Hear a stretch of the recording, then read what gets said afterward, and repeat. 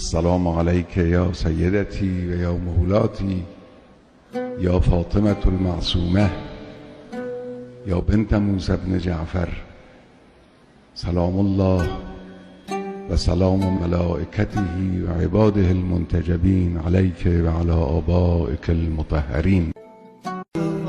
السلام عليك يا بنت رسول الله، السلام عليك يا بنت فاطمة وخديجة، السلام عليك يا بنت أمير المؤمنين، السلام عليك يا بنت الحسن والحسين، السلام عليك يا بنت ولي الله، السلام عليك يا أخت ولي الله، السلام عليك يا عمة ولي الله، السلام عليك يا بنت موسى بن جعفر ورحمة الله وبركاته.